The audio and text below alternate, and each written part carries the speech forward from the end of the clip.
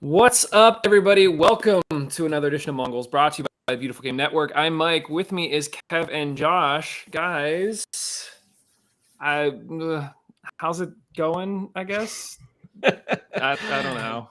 You can always tell if we've had a good or bad game by the way Mike does the intro, because I got a feeling you're not getting the let's go. You're not getting the You're not getting the intro music. You're not getting It's just hey guys. I will say, Mike, I think you do seem to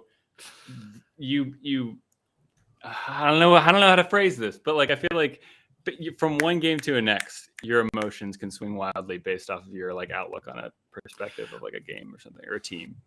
This is sort of like getting into the weeds a little bit about the game itself, but I think that I feel like because we do this show, there are times that we have to come on and we have to sort of be optimistic. We have to be like that. It's okay, guys, we can do this, like voice of the team.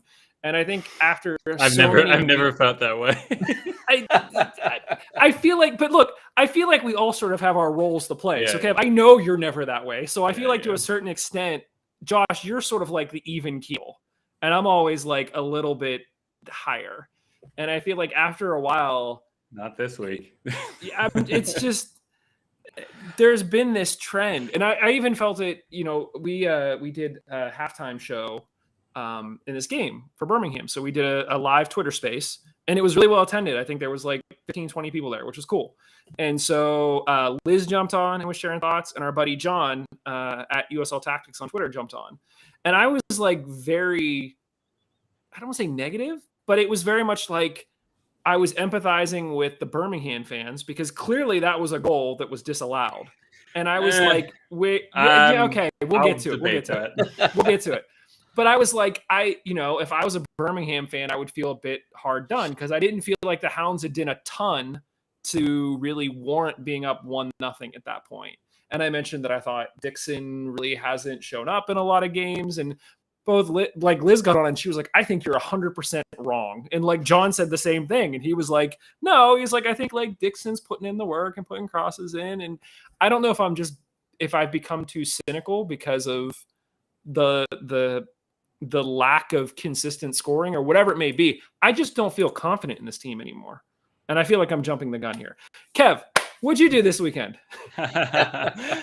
This weekend, it was Riley, my wife's birthday. And we, for those of you who really like the Titanic, there is a very legitimate, very nice Titanic museum at the foot of the Smoky Mountains in Pigeon Forge.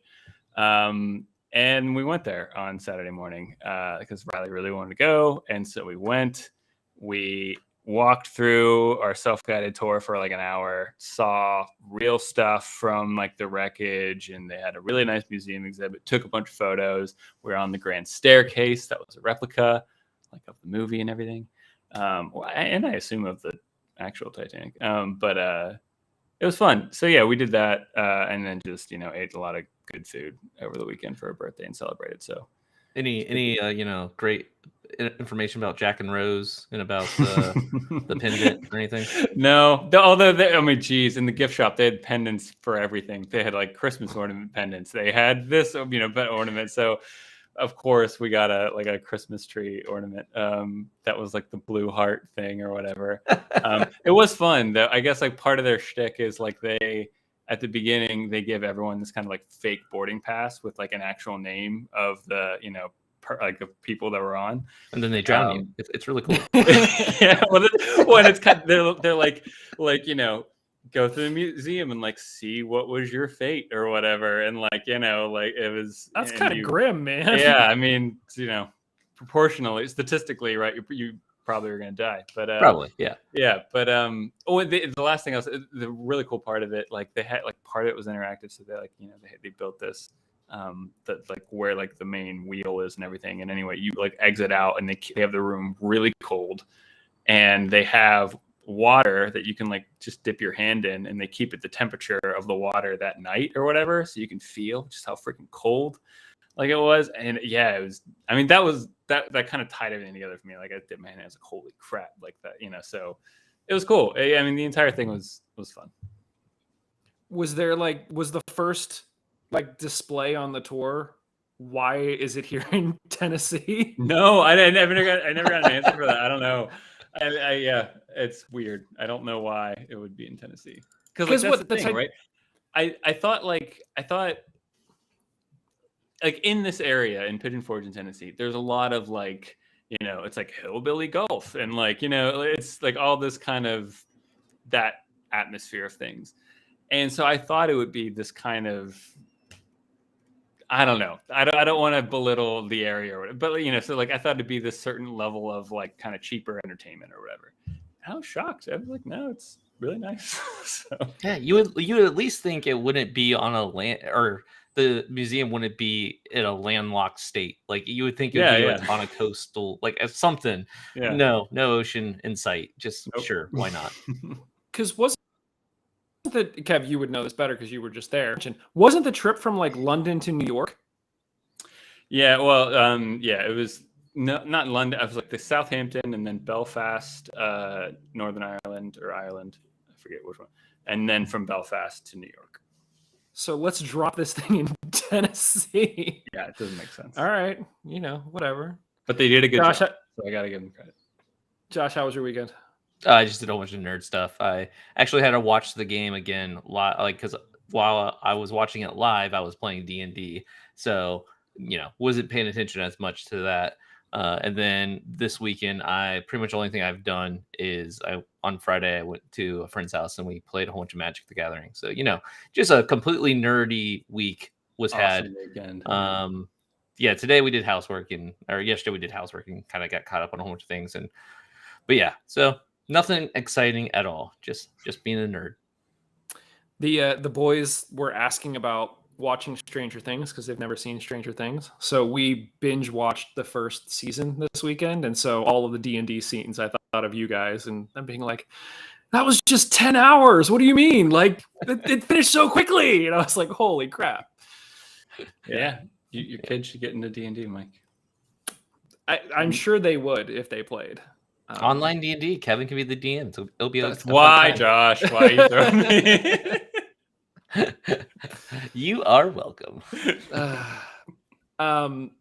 Well, before we segue into the game, this is going to be the last time that I'm going to sort of plug this, but just a quick reminder on Twitter, we do have, Justin has his game day videos. There was no game day video this weekend because there was no game this weekend, but he did put together a video that sort of summarized all of the games to watch this past weekend and the games coming up basically before the next Hounds game. So I think on Friday night, there's going to be a couple of games and how all of those could potentially relate to the Hounds' final positioning. So go check that out. It's only a few minutes long. And if you want to get access to videos like that early, then go check out our Twitter circle. So Patreon, as we mentioned previously, Patreon is no more. We shut that down. Instead, if you would like to support the show, head over to Twitter. We have our pinned tweet, has all of the information about how you can get in on it. It's basically $1 a month if you want to go that route. If you want to pay $30, you get the cool new Mon Goals hat, which you will probably see me wearing for the foreseeable future because it's now my new favorite hat.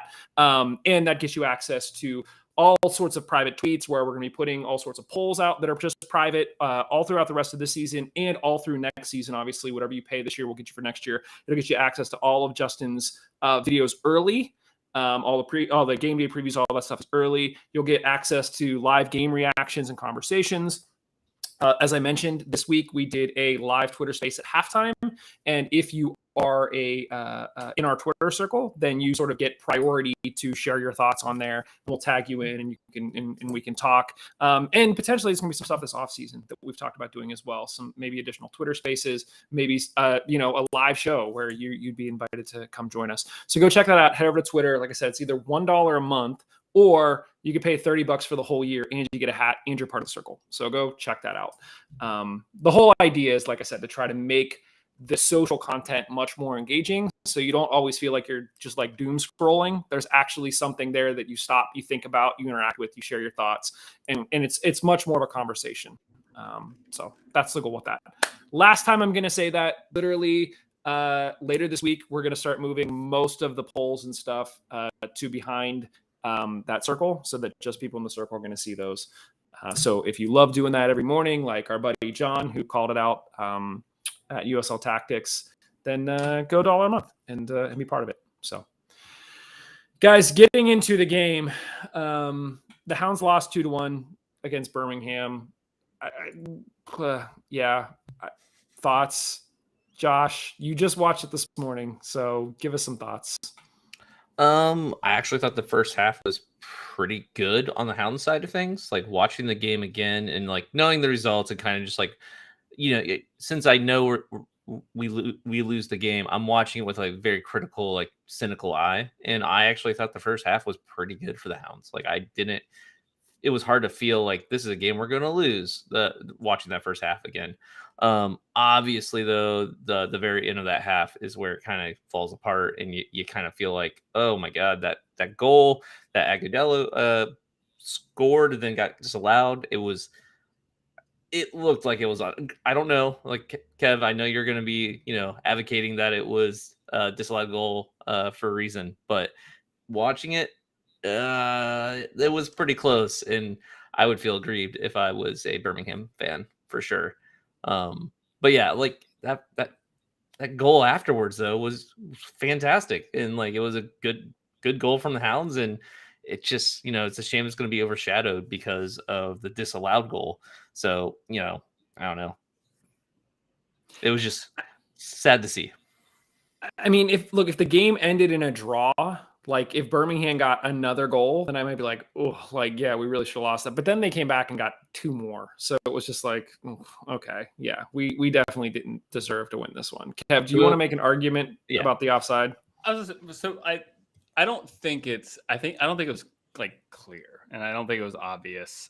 The commentator in the game says like, oh, that was obviously onside. I don't think it was obviously onside. I think the camera angle from one part makes him look more onside than if you were looking at it like straight on from the ref. So already there's a little bit of like this kind of optical illusion, and if you're not paying attention to it, he looks a lot more onside. The second thing is he's leaning forward, his shoulders up, and I forget who's our last defender. His foot's kind of back. I can see how, like, and first you don't have VAR, the play is moving fast. And I think it looks probably a lot tighter than it is. I think he was still probably onside. All I'm saying is it's not clear and obvious. I think it was probably tighter than it looked like on the TV, and then it's more excusable in that sense. So I don't feel terrible for like the Birmingham fans, because I think it's one of those where it's like, yeah, like sometimes like they're gonna miss calls like that, like for tight offsides when you don't have VAR. So. I don't, I just, my whole thing was he was still probably onside. I just don't think it was obvious. If if that was called against the Hounds, how furious would you be? I'd like to think don't say that to Kevin. Kevin will be like, I would be furious. I would completely think about it, analytical mind, and realize blah blah blah, yada yada yada. What are emotions? I'm Spock. That's what he would. I just wouldn't use the word furious. Of course, I'd be upset. It would be illogical to use the word furious. Yeah. Well, okay, and then we go down and we score our goal. I mean, look, I agree, it was a great finish. I don't know. I think that the build up for that goal in particular, it felt a little bit chaotic. And I don't necessarily think it's like a bad thing. The more, I don't know, the end of the season, over the past, I don't know, 6, 7, 8 games, it feels like our team is kind of leaning and benefiting and trying to kind of weaponize a chaotic attack more than previously. Like, I think the goal comes from, we try to do a build-up play, it kind of breaks down, and then I think Griffin or someone presses, and then it kind of just like, he presses, he kind of blocks and intercepts like a clearance opportunity, it breaks, and then we lay it off to Deco, and Deco scores. And so it wasn't like this like super clean, whatever. I'm not saying it has to. I think that could be something that we're quite good at, is this chaos, kind of pressing, picking up loose balls, and then fighting for them and finishing. And I think that's kind of how it ended. But I think Deco's finish is a really good finish. He's missed a lot easier chances than that in the past couple of games. So it was good to see. And yeah, I think the first half, all said and done, that was going away from home. I think, going away from home against a team that is, if numbers say paint the real truth, is our equal. And, we struggled away from home this season. So it was always going to be kind of an uphill battle in this game. So, going into the first half break the way we did, I think it was, as good as we could have probably hoped. Josh, let me ask you, going into this game, I think we all sort of collectively said that this was a must win because it was sort of a 6-point swing. Now that we're past the game and we did not get the 3 points, do you feel like we were being hyperbolic, or do you still feel like, well, that's it? Like now we're just sort of, we're where hyperbolic, we are. Mike, no, you've never been hyperbolic. Listen, for a few days now, my wife and I listened to, this was a few days ago, we listened to the Always Sunny podcast, and they used the phrase detritus, which, do you know what detritus is? It's like organic gunk. And Rob McElhenney used it to describe this woman rolled down her window, like sprinkled some detritus out. Like she had just like ran her hands through like the little glove box. It was like, I don't want this detritus. So we used the word detritus like all week because we were just impressed with it. Hyperbolic isn't on that same level, but anyway, no, Josh, go ahead. It's not. I do feel like this was a must win and we lost it, and now like everything is in jeopardy as far as a home playoff game goes for sure. Like we're not in position right now to have a home playoff game. Detroit won their game, so they are. I don't want to go into the whole table now because I know we will probably do that later. But suffice to say, we're not in a good position. It's to the point now where everyone in the East knows if they're in or out of the playoffs. We're just jostling for position. And all we have left are a bunch of West Coast teams who don't know if they're in. Only one of them knows for sure they're in the playoffs that we're playing against, San Antonio. So, like, they're all playing for the playoffs still. Like, they all have something to win or lose here. And there's a lot riding on these games for them. So it makes this huge uphill battle going forward, and it's just that's not where you want to be. You want to be in a position where you have some leeway, you have a little bit of slack where you don't have to do or die every single game. And if we want to have a home playoff game, that pretty much is where we're at this point, unless a lot of games go our way that we have no control over.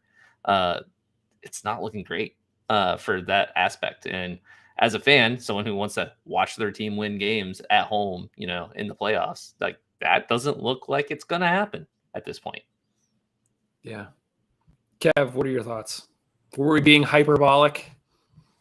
Yeah. Well, look, I thought this was a must not lose game. I think we could have still gotten away. I mean, because if we draw this game, our fate's still in our hands. And so, given the last games of the season, that could still be a little difficult maybe to get through if you want to compare schedules or whatever. But we lost the game, and it's weird. I mean, I for the past couple of weeks, Louisville, and then this, I've said consecutively, like, this game's the biggest game of the season, and then it's like, against Birmingham, this game is the biggest game of the season. I'm done saying that. I think that Birmingham game was the game to kind of pivot off of for postseason expectations and everything, and having the result go the way. I mean, look, I think we played pretty well against Louisville, but that was at home. And, you could, if you were being super conservative, you could say Louisville was at the end of a long kind of away stretch where they're playing a lot of games a week. We go to Birmingham, and based off of how the second half, unfolds and everything, Birmingham were the better team on the night. So, and now, look, anything can happen. Anything can change. We've seen the teams above us drop more points than I certainly expected them to in the past 5, 6, 7 games. So we could still get a home playoff game. It's very possible we're playing Birmingham in the first round, at Highmark. But probabilistically, it's looking more likely that we'll be going away from home against teams that we've generally struggled for the rest of the season. So I think, the Louisville game could have been something where the ship started to turn around, and then the Birmingham game could have been the platform where we really spring off of and kind of, gain all the momentum we want to go into a kind of last season push and, hopefully a postseason kind of momentum builds. But it fell flat, and there's no way to kind of, I mean, there's no reason to try to like make this sound prettier than it is. And it was disappointing. Yeah. I mean, you talked about sort of my mood coming to this. I think it's, if the results weren't there, but it felt like we were the better team, then I'd be like, anything can happen. Kev, you mentioned like you go into the playoffs, anything can happen.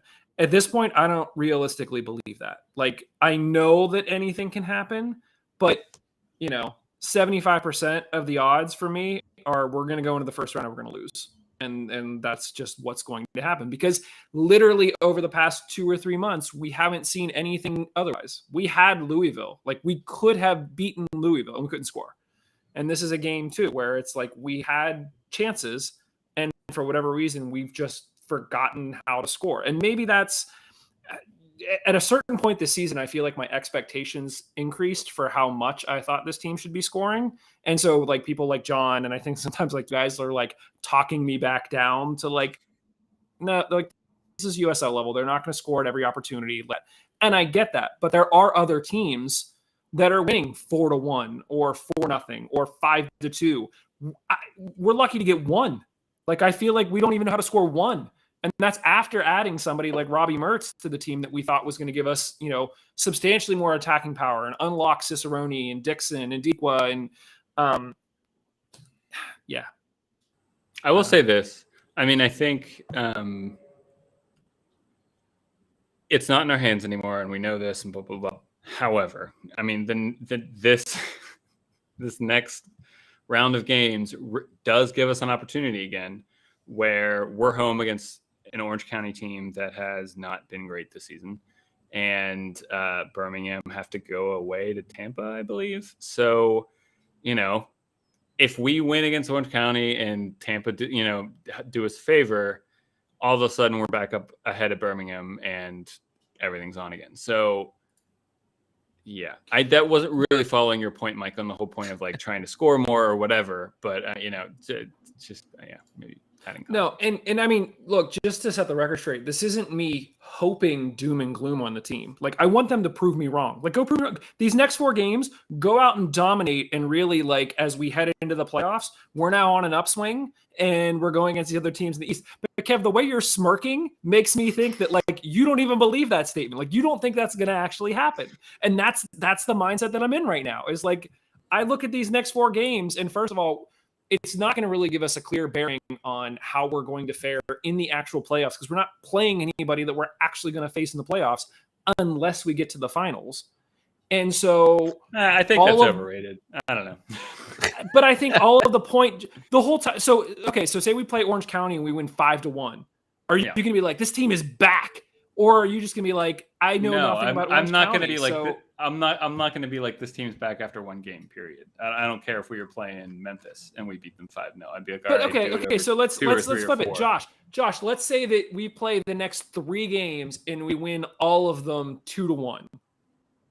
Does your mindset shift at all in terms of like you thinking we have a shot in the playoffs? Or actually, we didn't establish what your mindset is in the first place, like going into the playoffs. But like, how do you feel now, and how would you feel if we win the next 3?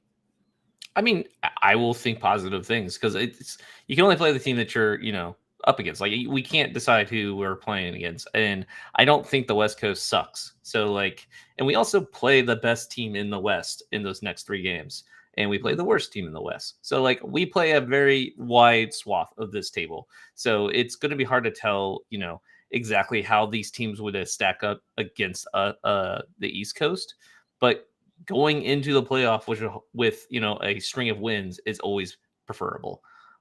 So like, if they're going to get hot, and they do get hot, I'm going to have positive thoughts. And it's also, I feel gloom and doom. I feel very like I can't trust this team to actually perform day in and day out. But like, there's still how many points on the table here? What is it? How many games are left? I'll pull it up in front. So basically, we got 4 games left. We're sitting on 52 points. Yeah, so, and look how many points. So 62. So like, there's a lot of points. Like, granted, we have to hope no one wins on ahead of us. But I'm just saying, there's a lot of swinging that can happen here. Like, our position can change drastically. So Yeah. it's not like we couldn't possibly, we could even have a couple of teams below us, and still make the playoffs or make the whole game. Yeah, I was gonna say, like, look, Detroit has a game in hand on us, and they're 3 points back. So That's what like scares me right now. right That now, scares me the most. right now we're sitting in 5th place, but in reality, Miami is only 4 points back, and they've got the last playoff spot. So we could finish lower than 5th. We could finish higher than 5th. But at this point, it's kind of completely out of our hands. The best we can do is just go out and win and hope that other teams don't. But that's keeping in mind that a number of these teams are going to be playing each other. So, if you have a Tampa that beats Detroit, then that's keeping Detroit down, but that's making it harder for us to catch Tampa. So we're also only 2 points back from 3rd place.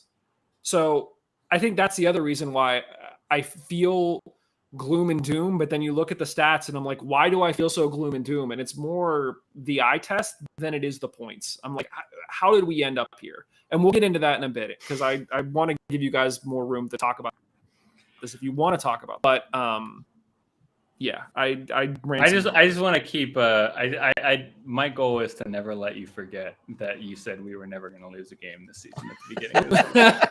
So yes, when that's your starting point, I absolutely see your mood right now based off of. But listen, So typically after the game, we'll put out a poll just to sort of gauge how people are feeling. And I was not in the mood to put out a poll. So I was just like, I'm kind of depressed about this. How's everybody else feeling? And, shout out to Dan Yost from Houndsy. And he was basically like, our signature win of the season was the first game of the season, the 3-0 win over Memphis.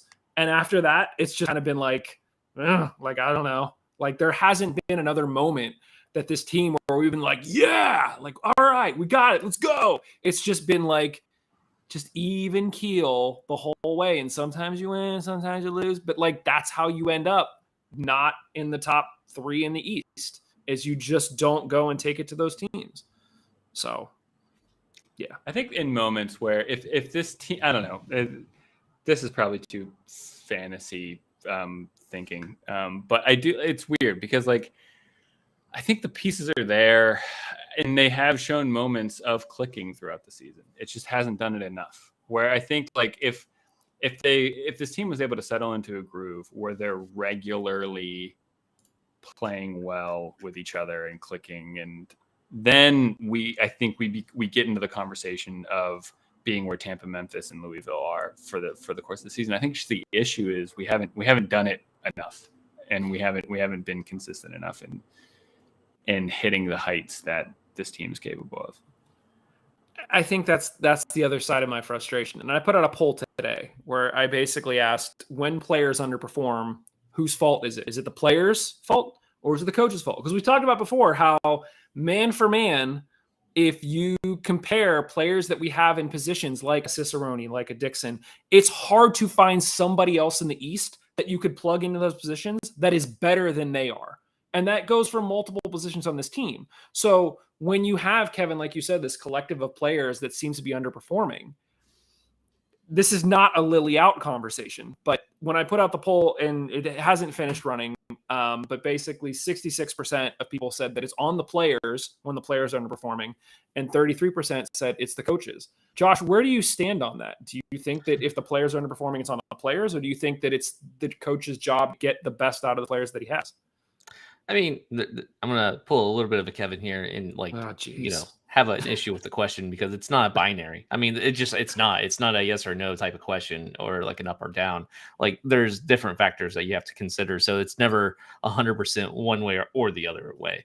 But I do think in these situations, like in this game, especially, I felt like it was the players, not the coach, because it's not like he didn't put a great lineup out there and that there wasn't, there just didn't seem to be, I hate to say like the passion, but like that's what it feels like, the killer instinct. I even made that comment after we got the goal up.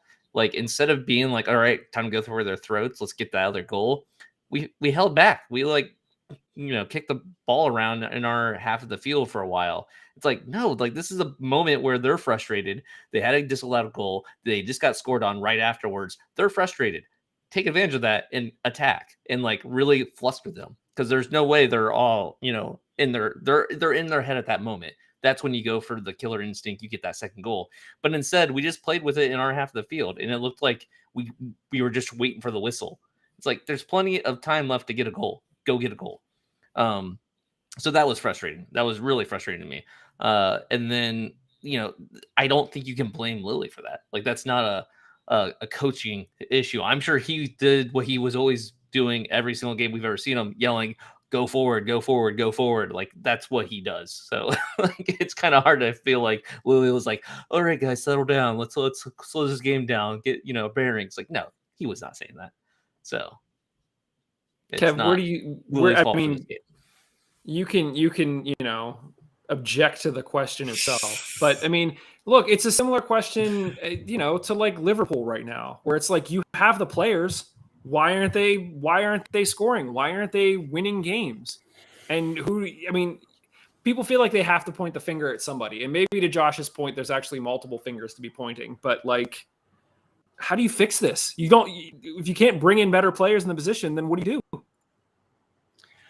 I think I share a lot of the perspective that Josh just said, going back to the original question of, it's a little bit of everything and almost at the same time, nothing at the same time. It's like, I don't know. I don't think there is an answer. I don't know. I don't think there is a how do you fix this kind of thing. I think players have quality. The coach has quality. There have been moments where we clicked and there's moments that we're not. I mean, I think sometimes you can't like will yourself out of a rut. Like, I think, like Cicerone at the beginning part of the season, or like mostly the beginning part of the season, he goes through that rut. He's not scoring as much as he should. He's frustrated.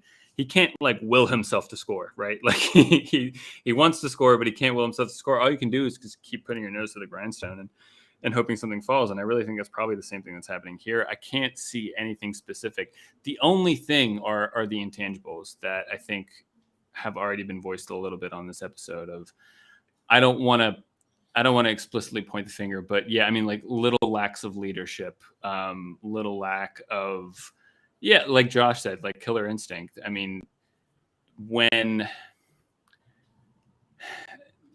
not that this needs to be like overdone, but when one of your teammates doesn't do the thing that you need them to do, there's not a frequency of just like chewing them out on the field and like turning them and yelling at them and making sure they know, like, no, you did that like wrong or whatever. And it's a lot of like, okay, like just turn around, do it again. So like wave and the thumbs up. And it's like, there's this mentality of like, it's not the end result. It's not how many goals you score. It's not how many wins you win.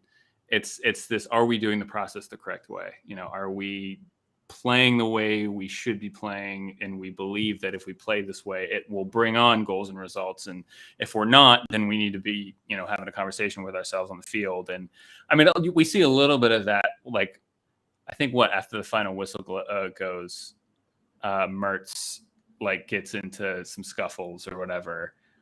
I like seeing that. Like, and like, so I think there's things like that where maybe there's a bit lacking in this team, but I don't know. It's also, it's hard for me to say that because it's just like, that's such an intangible that I'm just kind of projecting onto them right now that it's really hard to tell.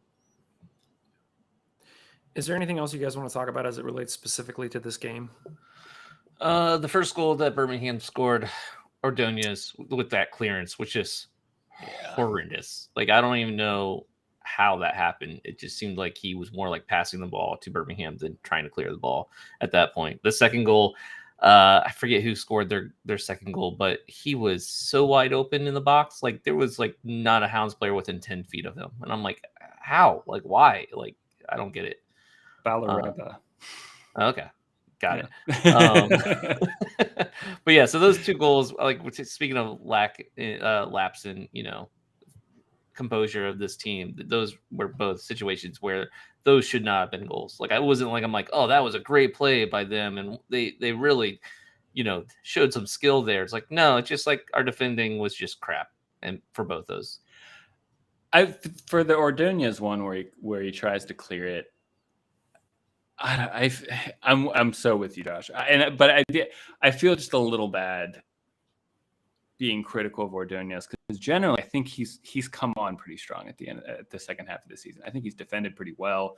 I think his distribution has gotten significantly better, and I think he's taken on more responsibility as we switch more to like 4 at the back. We're putting Kelly Rosales back there. I mean, the more you kind of do that, the more you're putting responsibility and stuff on yourself. And I think generally Ordonez has played well. He's recovered well, but that moment I think speaks to a mindset while playing of just, in that moment, it takes awareness and composure to understand the situation that's in front of you. I think in that moment, if you're just kind of running on energy and instinct, it's ball's coming in, it's coming to the goal, I'm getting it out. And so I'm putting my foot on.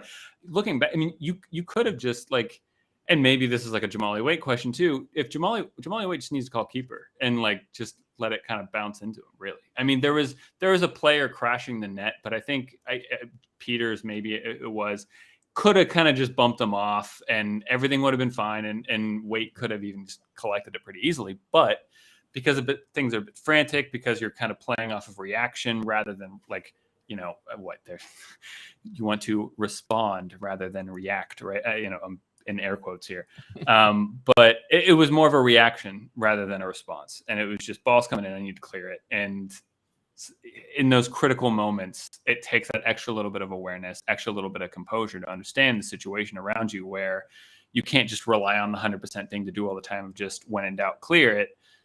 Picking up the realizing, it's not that great of a cross and just kind of letting it go. So I think it was unfortunate. It was a moment. I think Ordonez has been generally good, but yeah, it was a bad defensive play. This was Dikwa's 10th goal. So he's now in the double digits, second place in goals scored for the team at this point. So that's neat. Only 2 behind Cicerone. Our third place is... Yeah, go ahead. We haven't had double digits, or we haven't had multiple players in double digits for a while. Dixon got close. Dixon got Yeah. close last year. Yeah. So that's good. Yeah. And third place is Dan Kelly. Remember that guy? He was a cool player. I got him back. Yeah. That's the question of the season. I mean, when we eventually have the end of the season show, and there's inevitably a question on there where you say like, what's the most surprising thing of the season? I mean, for me, I think it's Dan Kelly. I mean, has to be Dan Kelly. Such a conundrum this season. Yeah. Just completely gone. No clue. Yeah. First time we've ever lost to Birmingham, so that's neat. Never even drawn to them before this. Just straight wins. That's all we've ever done against Birmingham until now.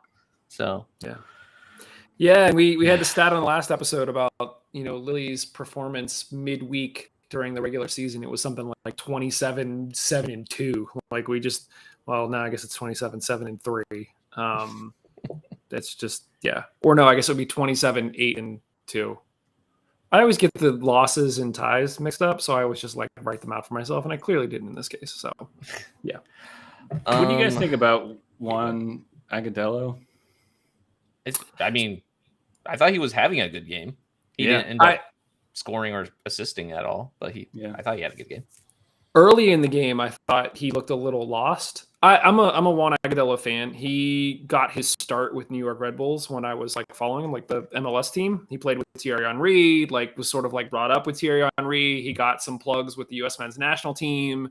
And so to sort of see a guy go from that to dropping down to basically playing at Birmingham, it's kind of like, you kind of feel bad for him. But as the game wore on, I thought he did a good job. He was a pest. And yeah. I thought he was a really good player. I was surprised to see on the season he only has 7 goals and 3 assists.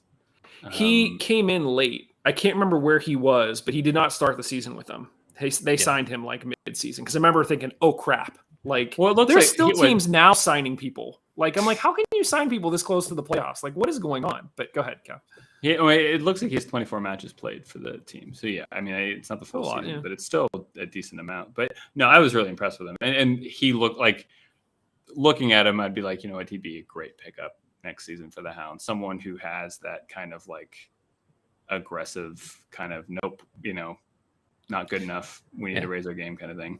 And that's a lot of name recognition too. I mean, that would be the closest thing I think that we've had in a long time to a player that people outside of USL knowledge would actually know who that is. Yeah. Compared to like Dane Kelly is a big name inside of USL, but no one knows who he is outside of the USL. Trying to think of anything else for this guy. I think Dan Yost brought this up in our Discord for during the game chat, but we still have the tiebreaker versus Birmingham if we end the season tied on points, but that could change because that's the tiebreaker that we have because the first one's head-to-head points, so we're even there because we won the first game. The next one is goal differential head-to-head matches. We're even there because we won the first game, I believe, 1-0, and then this one we scored a goal. So now it's 2-2 for goal differential. The next one is points per game versus in-conference opponents in regular season. So that one is a confusing one because you can't just like look at the table and know what the heck that is. But right now we have more points in conference against in-conference teams. So that is good, but that could change because they play more in-conference teams than we do going forward. Yeah, we're done. Like however many points we have, that's what we got. We can't get any more in-conference points, which they still play Indy 11 and the Rowdies, I believe, in conference. It's good for us. Indy's out and Tampa's in. So in terms of playoffs. Yeah, but I feel like Indy and Tampa can score goals. So that's good. So I mean, at least they're playing relatively good teams. But yeah, they can score against Indy, I think. Get a point there. So for sure. All right, well, let's talk about. We already sort of touched on the standings a little bit. One thing I wanted to dig up. Steve had shared a tweet saying that he didn't feel great about basically how many points we've gotten against teams that are above us in the standings at this point versus teams that are below us. So just to sort of put it in context, against the teams that are above us, and I'll put the table here back up again just so that for those watching can see. Against the teams that are currently above us in the standings, so that's Louisville, Memphis, Tampa, and Birmingham, we averaged 0.875 points per game. So we average less than a point per game with a -6 goal differential playing all of those teams over the course of the season. The teams that have been eliminated from the playoffs, we average 2.5 points per game with a +15 goal differential. So when you're like trying to think about where did we get most of our points, it was against teams that are no longer in the playoffs. So that's good. Like that's kind of what you want to see. But the difference in basically less than a point per game and an average of 2.5 points per game for the people above us and the people below us, it kind of makes you cringe when you think about the teams above us are the ones we're going to have to play in the playoffs. The other two teams that are in playoff contention but are currently beneath us, so Detroit and Miami, we average 1.5 per game with a +3 goal differential. So we're basically like even with those two teams. So it almost feels like to a certain extent when we're playing these teams, you almost have these like three buckets. You have the Birmingham's, Tampa's, Memphis, Louisville's that, we seem to struggle against. You have the Detroits and Miamis that were kind of the same teams as at least point wise when you're sort of looking at things. And then you have everybody else that we just sort of dominated. So just something to think about when we start heading towards the playoffs. And that could, that won't change because that's based on points against teams within the conference. So that's sort of how we stand there.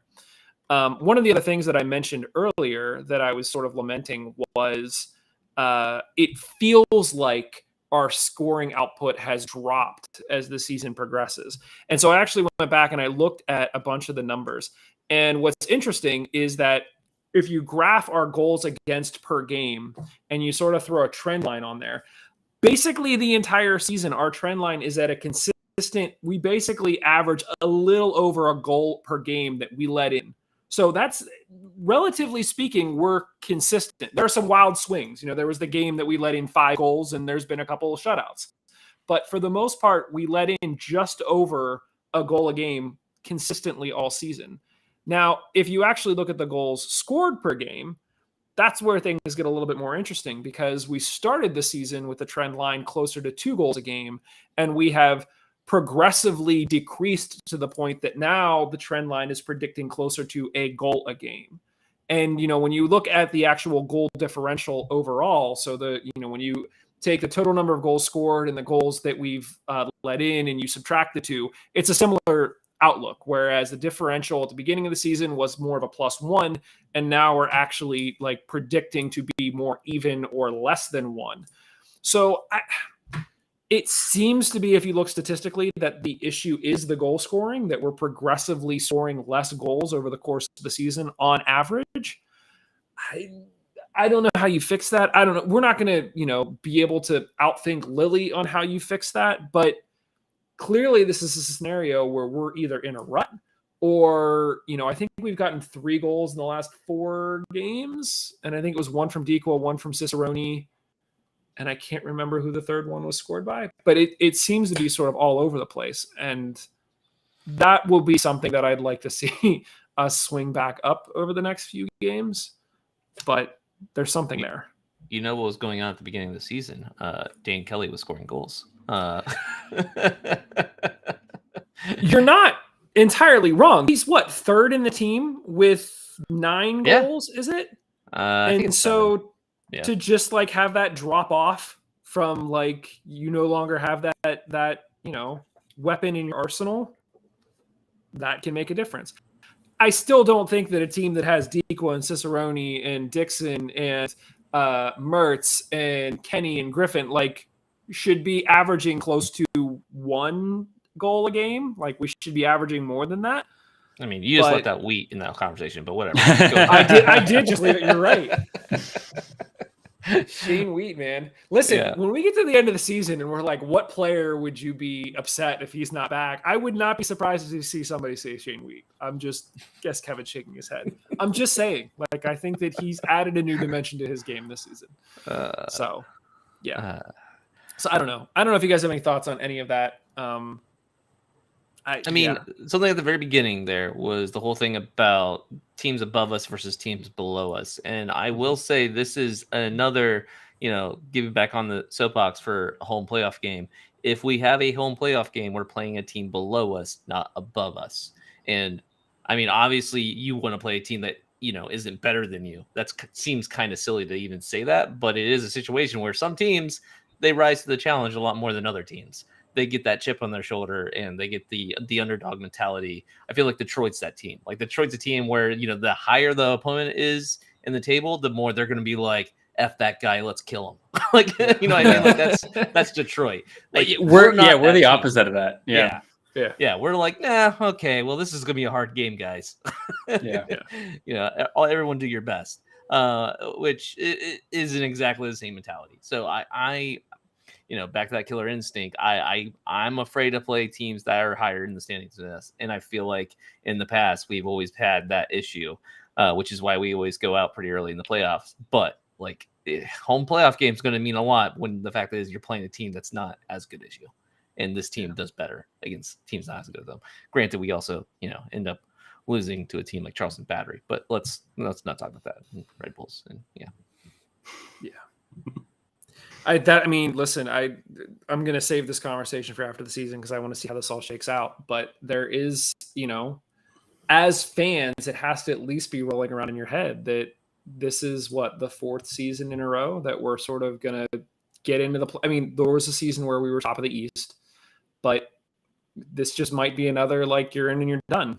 And it's just kind of like, well, how do we take the next step? What is we thought Dane Kelly, we were like done. Like he's going to be in here and like we're going to score 80 bazillion goals and we're not going to lose a game all season. And that was a collective thought. Everybody agreed with that. And then it just, it didn't happen. So, Mike, from the numbers that you were showing too, how, we score 1 goal in this game, how we're potentially scoring less goals. I mean, so I just quickly looked this up individually. I don't know. I mean, Cicerone and Dequa now both have double-digit goals. Dane Kelly has 7. Josh, you said. You could say, let's look at the midfielders, and we're not getting enough goals from midfield. I mean, just quickly looking this up, it looks like Robbie Mertz, granted, he came in the middle part of the season, but Robbie has 1 goal. Danny Griffin has 1 goal, and Canada Forbes has 1 goal. Now, Forbes has 9 assists, but they each have 1 goal, and none of them have really, in my opinion, been consistently threatening with like chances every game. It does seem like sometimes we're kind of leaning and relying maybe a little too much on Dequa and Cicerone to get the goals, and Shane Wheat. But yeah. I was gonna say, who has more goals than our midfielders? Yeah, Shane Wheat.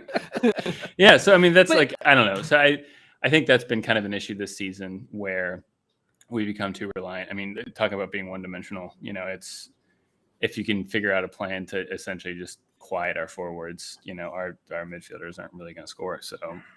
But it's so weird to have this conversation because we remember at the beginning of the season when we're like, he keeps on signing forwards. What's he doing? Like another forward? Like, and now we're like, we only have a couple outlets, and if you shut those 2 guys down, we're screwed. Like what?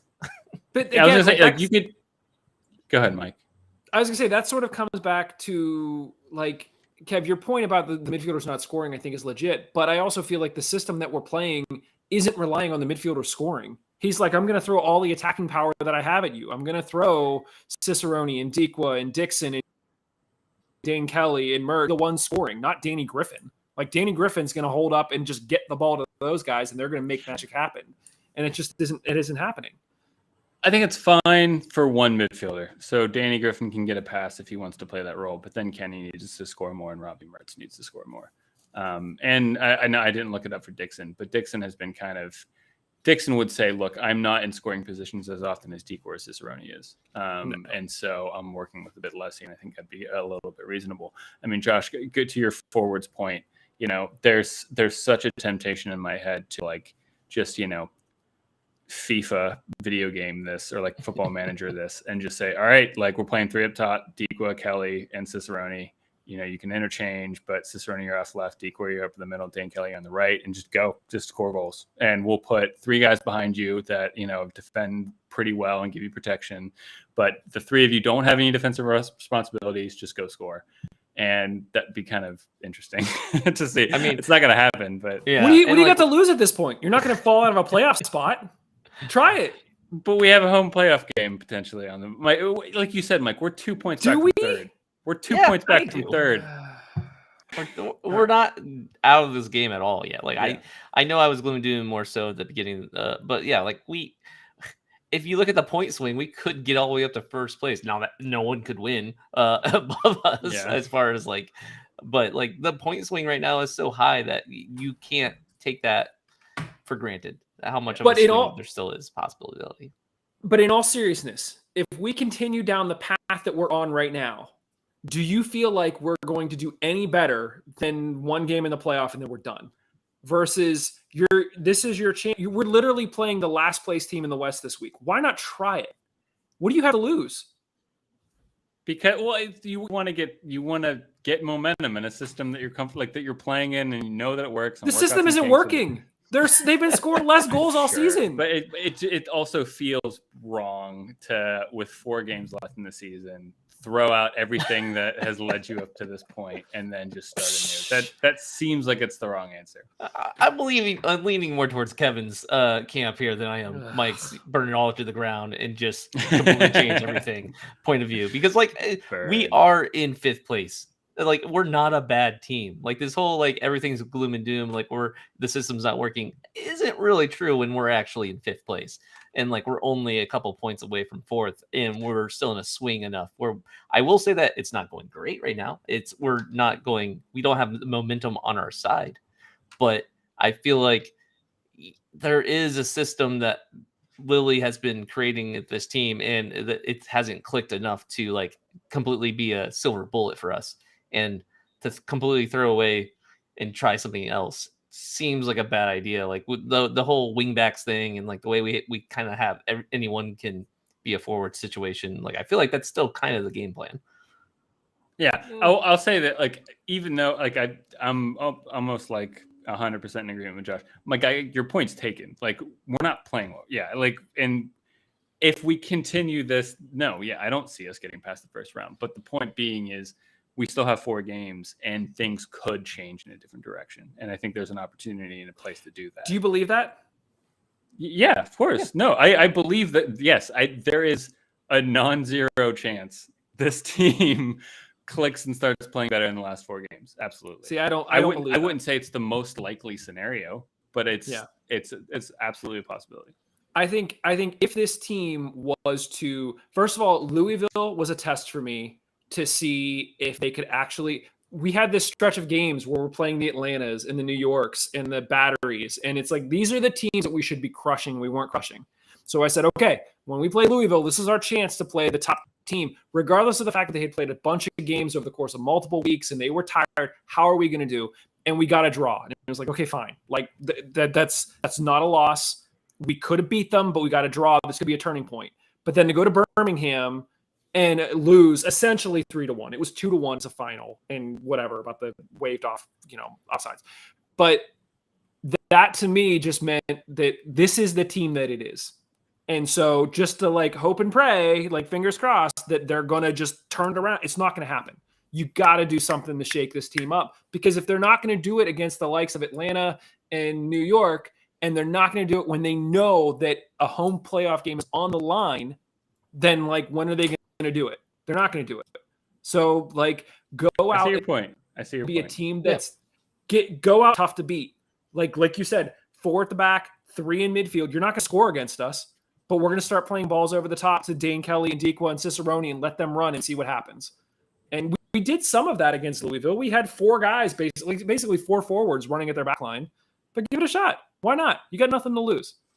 So the more likely scenario is Kizza instead of Dane Kelly. But yeah, at this point, it'll be Kizza. Yeah, Kizza. I mean, and I also think though, like I want to see this team play like they have a chip on their shoulder. Like I want them to have something to prove, and I don't want to see them just kind of nonchalantly coming out and being like, all right, time to clock in. Like I don't want that performance, and it's just hard to really know for sure if that's what's going on or not. But if this game felt like that.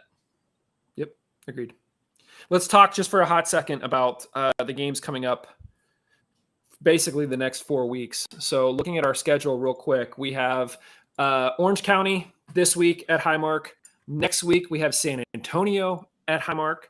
The following week, we will travel to Sacramento.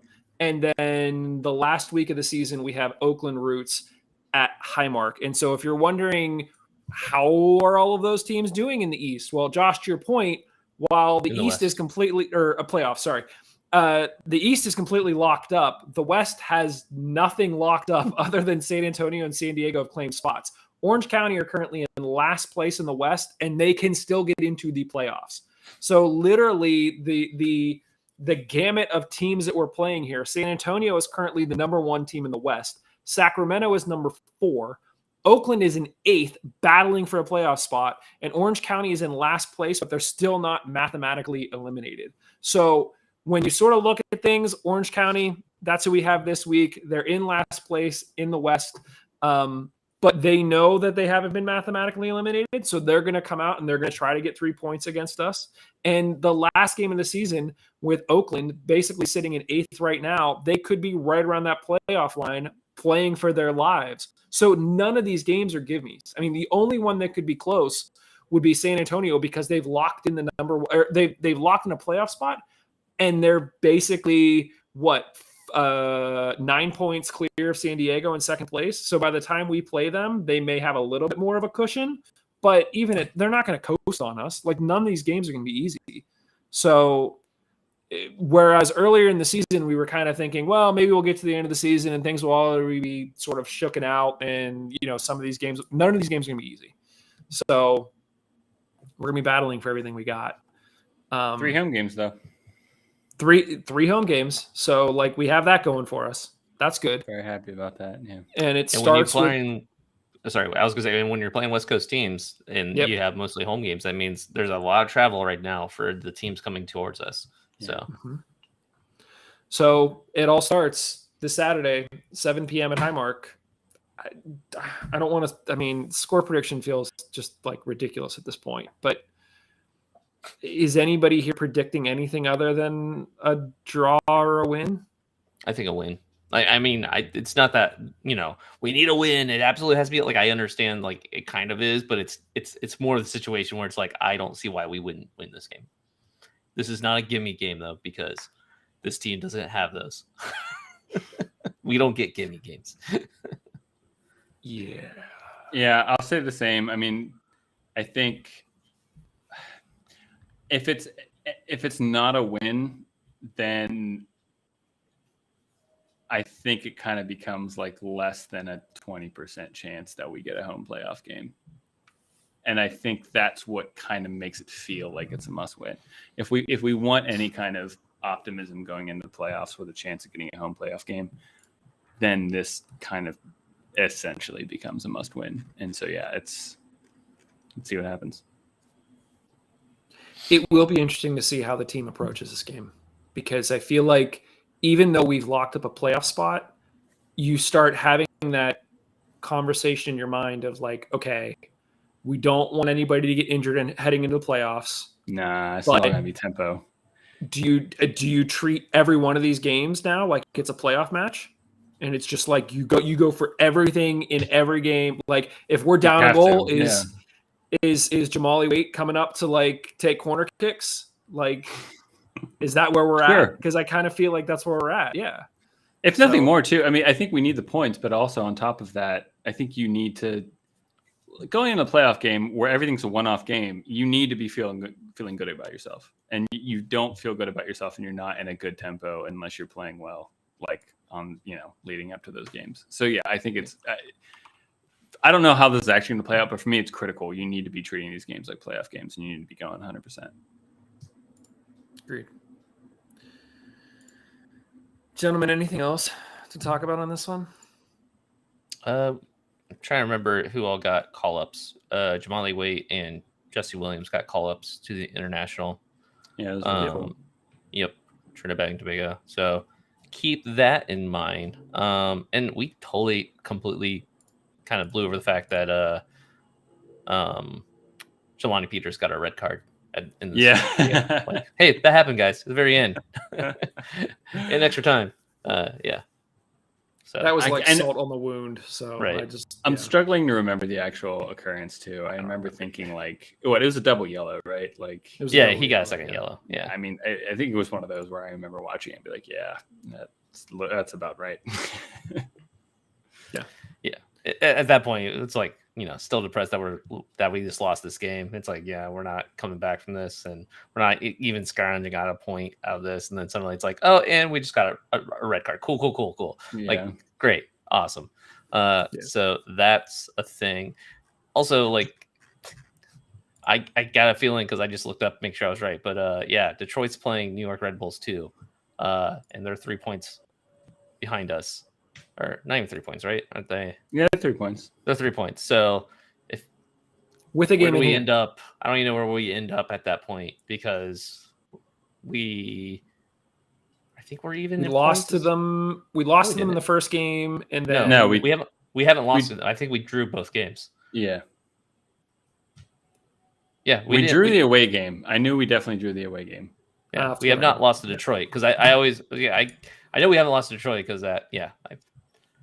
I think it's interesting that we play each other twice so far and neither team can call any victories yet. So, but yeah. Do you know? Yeah, I'd be curious to see who plays first. Yeah. I didn't pay attention what time we played, but I don't know if this is actually a thing, but like putting the pressure on Detroit, being like, all right, we did our thing. I don't think. I mean, there's still 4 games left. Like, we're looking at this stuff, and I'm sure there's a certain extent they are, but it's not like. And they also have when we get down to when we get down to the last 2 games of the season, so. Yeah, and they have a game in hand, so I mean, it's also a situation where it's not like they have more opportunities to get more points than we do. So. Right. So. Yeah. Alrighty. Well, that's what we think. Let us know what you think. Keep in mind that you can be part of the conversation. Head over to twitter.com/Mon Goals. Click the link in our little pinned tweet there to join the Twitter circle. $1 a month. Loads of additional content. $30 for the year. You get the hat as well. Weekly reminder that Black Lives Matter. We are proudly part of the Beautiful Game Network, which is home to more than 100 volunteer writers and podcasters covering local soccer. Help us all keep doing what we're doing. Head to bgn.fm, click the donate button. Help us cover our expenses. We appreciate the support. Otherwise, thanks, everybody. We'll talk to you very, very soon.